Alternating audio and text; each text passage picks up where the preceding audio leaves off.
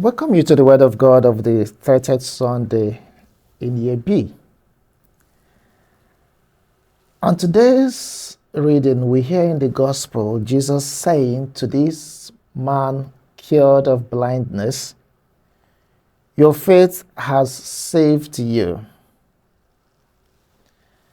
The entire readings of today are actually interesting. The first reading from the book of Jeremiah gives hope to the people in exile at the time when they thought God has abandoned them. God is not interested in their cause. God does not listen to their prayers. God has forgotten them. It was at this time in exile that the prophet Jeremiah was raised to give hope to the people, to tell them, "Shout with joy for Jacob." I love the three verbs used to describe this response: proclaim, praise, shout. These are words that express the testimony of what God has done and what God is doing with the people. Mind you, this prophecy was made in exile and yet something to be fulfilled. But even in the promise, in the prophecy, there's already the fulfillment of it, because these are words of God, and God, when He says it, does it. It doesn't matter how long it takes. Of course, this wasn't the expectation of the people. The Lord took the initiative. He had seen the cries, the perils, the woes of His people, and then took it upon Himself to save them from exile. In our society today, there are many things that keep us exiled from one another, from ourselves, from God. The troubles we have, the challenges, the difficulties, the challenge of unemployment, of war, of broken relationships among friends, in the homes, between husband and wife, in the families, lack of peace, abuse of any kind, psychological, emotional, physical, mental, whatever way it may come.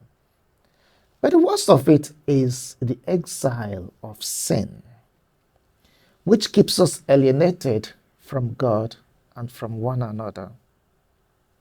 But it's to all these that God today tells us, "Shout for joy, for I am here to redeem you.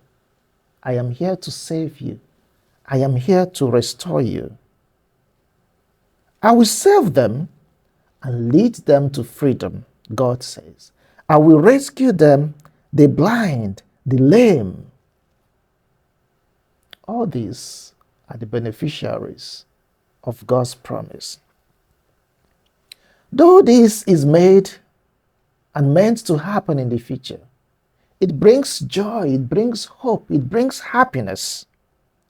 And this promise continues to be fulfilled in the mission of the church, in the mission of God. The ultimate fulfillment of this was the restoration of the people of Israel from Babylon to Jerusalem. But it hasn't stopped. Jesus came and continued to do this, as we see in the gospel today, the healing of this man that was blind, Bartimaeus. Jesus was on his way from Jericho to Jerusalem for Passover. And this is the final journey of Jesus before his crucifixion, before his death.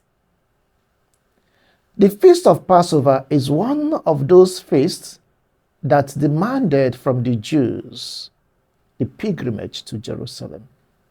Every Jew that has attained the age of 12 and above, the healthy ones, are meant to go to Jerusalem for this feast.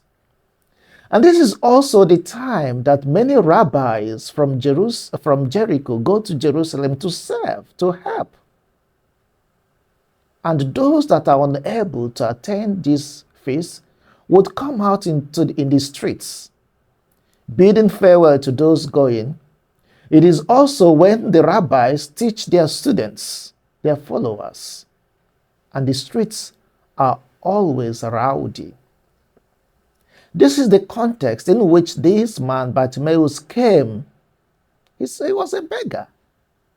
He came to beg from these people going on pilgrimage. Because as many people do even today, those going on pilgrimage become extremely generous. He wasn't expecting what he meant. He came to ask alms from the people and to bid them well, probably to request that they should pray for him. But this noise is different from the common noise, the normal noise of those going on pilgrimage. And he had to inquire what it was. And he was told, Jesus is passing. And he started shouting, Jesus, Son of David, have mercy on me. Very profound. And this prayer of Bartimaeus, we can make our mantra on daily basis, always invoking the mercies of Jesus. But in this also, we see one who has faith, who has believed that Jesus is the Messiah, leading him, calling him by that lineage of David, son of David, a messianic prophecy. Probably, Bartimaeus would have read the first reading of today, or would have heard it read to him. And this is his opportune moment that he wouldn't let go. Jesus, Son of David, have mercy on me. Though he lacked sight, physical sight, he had the sight of faith. He believed that Jesus can heal, restore, and bring him to the fullness of health. And even when the people tried to stop him, and I think human nature hasn't changed much, most times when we are privileged, we try to shun those that are underprivileged. We try to stop them. We try to quench this source of their hope. We try to stop them from rejoicing, that source of joy, that light at the end of the tunnel. We try to stop it. But this was what the people did. Shut up. They shouted at him. But the more they tried to stop him, the louder he shouted, Son of David, have mercy on me. And this is encouraging. Persistence in prayer. Persistence in attaining, working towards our goals. Even when there are obstacles, those obstacles should work as a motivation to us. Because probably that is even when our miracle is close at hand. Son of David, have mercy on us. We continue to respond, to express that faith. And I think this is the first miracle that Jesus was able to hear his voice. He was able to hear this man shouting, and the shouting is different from the shouting of every other person here. And Jesus stopped. And today Jesus is stopping at your door, at your place of need, to ask you, what do you want? So Jesus requested, bring him, call him. The same people that were shouting at him, trying to silence him, were the same people that would say, oh, rush, come, he's calling you. How we can flip and want to identify both with him and Jesus. And again, Bartimaeus, in this act of throwing off his cloak, the source of warmth, the source of safety, he's also challenging us. What are those attachments? Those things that keep you from reaching your goal, that keep you from attaining that goal, that keep you from reaching to Jesus Christ. It could be an ego. It could be wealth, property, material things. It could even be honor, prestige, safety. But this is what Bartimaeus is challenging us today. He left it immediately. He was detached. The simplicity of heart, the detachment that is necessary for us to be able to receive and accept the blessings of God. Sometimes when we hold on to this, we keep ourselves from receiving what God is doing. St. Paul, I love St. Paul so much. In the letter to the Philippians, he said, I leave behind the things in the past. And those things can be the successes of the past, the challenges of the past, the failures of the past. I leave behind everything in the past, and I look forward to the goal, and that goal is union with Jesus Christ. That goal is Jesus Christ, and nothing should keep us. Sometimes we even hold on to our hurts. We hold on to our disadvantages, that we fail to see what God is doing new. Oh, this has always been me. I cannot change. I cannot improve. I don't have sight. I don't have faith. I'm not learned. I'm not this. I'm not that. This is me.